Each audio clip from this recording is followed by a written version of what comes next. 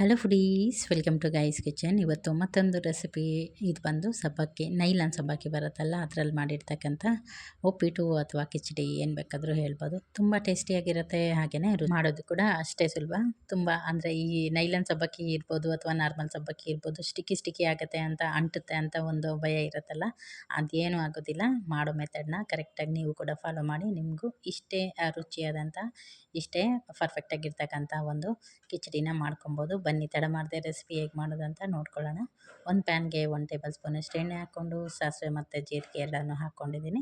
ಇದು ಸ್ವಲ್ಪ ಅರಳ್ಕೊಂಡಾದ್ಮೇಲೆ ಇದಕ್ಕೆ 1 ಟೇಬಲ್ ಸ್ಪೂನಷ್ಟು ಕಡಲೆ ಬೀಜನ ಸೇರಿಸ್ಕೊಂಡಿದ್ದೀನಿ. ಇದನ್ನು ಹದವಾಗಿ ಸಣ್ಣ ಉರಿನಲ್ಲಿ ಫ್ರೈ ಮಾಡ್ಕೋಬೇಕಾಗತ್ತೆ.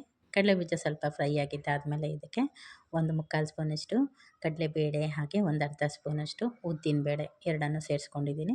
ಇದನ್ನು ಅಷ್ಟೇ ಹದವಾಗಿ ಫ್ರೈ ಮಾಡ್ಕೋಬೇಕಾಗತ್ತೆ. ಇದನ್ನು ನಾವು ಇನ್ಸ್ಟೆಂಟ್ ಮಿಕ್ಸ್ಗಳೆಲ್ಲ ಮಾಡಿದ್ದೀವಲ್ಲ, ಪ್ರೀ ಮಿಕ್ಸ್ಗಳು, ಅದೇ ರೀತಿ ಸ್ಟೋರ್ ಮಾಡ್ಕೋಬೋದು. ಸುಮಾರು 1.5 ತಿಂಗಳವರೆಗೂ ಇದನ್ನು ಸ್ಟೋರ್ ಮಾಡಿ ತಿನ್ಬೋದು.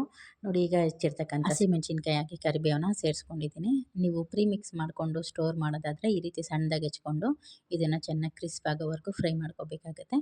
ಅಥವಾ ಇನ್ಸ್ಟೆಂಟಾಗಿ ತಿನ್ನೋದಾದರೆ ನೀವು ನಾರ್ಮಲಾಗಿ ಹೆಚ್ಕೊಂಡ್ಬಿಡ್ಬೋದು. ಈಗ ನೋಡಿ, ನೈಲಾನ್ ಸಬ್ಬಕ್ಕಿ ಬರುತ್ತಲ್ಲ ಸಣ್ಣದಾಗಿರ್ತಕ್ಕಂಥದ್ದು, ಅದನ್ನು 1 ಕಪ್ಪಷ್ಟು ಇಲ್ಲಿ ಸೇರಿಸ್ಕೊಳ್ತಾ ಇದ್ದೀನಿ. ಇದನ್ನು ಅಷ್ಟೇ ಸೇರಿಸ್ಕೊಂಡಾದ್ಮೇಲೆ ಚೆನ್ನಾಗಿ ಸಣ್ಣ ಉರಿ ಇಟ್ಕೊಂಡು ಸುಮಾರು ಒಂದು 4ರಿಂದ 5 ನಿಮಿಷ ಇದನ್ನು ಚೆನ್ನಾಗಿ ಫ್ರೈ ಮಾಡ್ಕೋಬೇಕಾಗತ್ತೆ. ಈ ನೈಲಾನ್ ಸಬ್ಬಕ್ಕಿ ಏನಿದೆ ಇದು ಅರಳುತ್ತೆ ಸ್ವಲ್ಪ, ಈಗೇನು ಕ್ವಾಂಟಿಟಿ ಇದೆ ಅದರಿಂದ ಡಬಲ್ ಆಗುತ್ತೆ. ಅಲ್ಲಿ ತನಕ ಇದನ್ನು ಫ್ರೈ ಮಾಡ್ಕೋಬೇಕಾಗತ್ತೆ.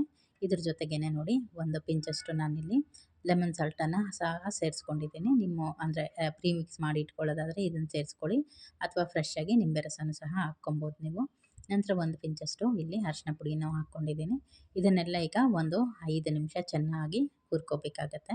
ನೋಡಿ, ಕ್ವಾಂಟಿಟಿ ನಿಮಗೆ ಹತ್ರದಿಂದ ತೋರಿಸ್ತೀನಿ. ಅದು ಏನು ಹಾಕಿದ್ವಲ್ಲ ಸಬ್ಬಕ್ಕಿ, ಅದರದ್ದು ಡಬಲ್ ಆಗುತ್ತೆ, ಅಂದರೆ ಸ್ವಲ್ಪ ದಪ್ಪ ಆಗುತ್ತೆ. ನೋಡಿ, ಹತ್ರದಿಂದ ಇನ್ನೂ ಫೋಕಸ್ ಆಗ್ತಾಯಿದೆ ಅಂದ್ಕೊಳ್ತೀನಿ. ಈ ರೀತಿ ಆದಮೇಲೆ ಇದಕ್ಕೆ 1 ಕಪ್ಪಿಗೆ 2 ಕಪ್ಪಷ್ಟು ನೀರನ್ನ ಸೇರಿಸ್ಕೊಂಡು ಬೇಯಿಸ್ಕೊಂಡ್ರೆ ಆಯಿತು. ಫಸ್ಟು 1 ಕಪ್ನ ಹಾಕ್ಕೊಂಬಿಡೋಣ. ಮಿಕ್ಸ್ ಮಾಡ್ಕೊಂಡಾದಮೇಲೆ ಮತ್ತೊಂದು ಕಪ್ನ ಇಲ್ಲಿ ಸೇರಿಸ್ಕೊಳ್ತಾ ಇದ್ದೀನಿ. ನೋಡಿ ಎಷ್ಟು ಚೆನ್ನಾಗಿ ಅರಳ್ಕೊಂಡು ಬಂದಿದೆ ಅಂತ. ನಾನು ಆಲ್ರೆಡಿ ಪಕ್ಕದಲ್ಲಿ ನೀರನ್ನು ಸಹ ಕಾಯ್ಲಿಕ್ಕೆ ಇಟ್ಟಿದ್ದೆ.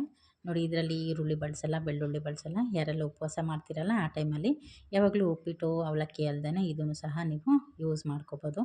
ನೋಡಿ, 1 ಕಪ್ಪಷ್ಟು ನೀರನ್ನ ಇಲ್ಲಿ ಫಸ್ಟ್ ಸೇರಿಸ್ಕೊಳ್ತಾ ಇದ್ದೀನಿ. 1 ಕಪ್ ಹಾಕಿದ್ದಾದಮೇಲೆ ಹಾಗೆ ಮಿಕ್ಸ್ ಮಾಡ್ಕೊಳ್ಳೋಣ.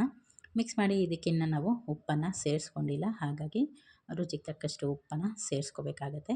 ಈಗ ಉಳಿದಿರ್ತಕ್ಕಂಥ ಇನ್ನೊಂದು ಕಪ್ ನೀರನ್ನು ಸ್ವಲ್ಪ ಹಾಕಿ ಮಿಕ್ಸ್ ಮಾಡ್ಕೋಬೇಕಾಗತ್ತೆ. ಒಟ್ಟಿಗೆನೂ ಹಾಕಿ ಬೇಯಿಸ್ಬೋದು. ನಾನು ಇದನ್ನು ಪ್ರೀ ಮಿಕ್ಸ್ ಮುಂಚೆ ಮಾಡಿರಲಿಲ್ಲ, ಇದು ಬಿಸಿ ಇದ್ದ ಕಾರಣ ನಾನು ಸ್ವಲ್ಪ ಸೇರಿಸ್ಕೊಂಡೆ.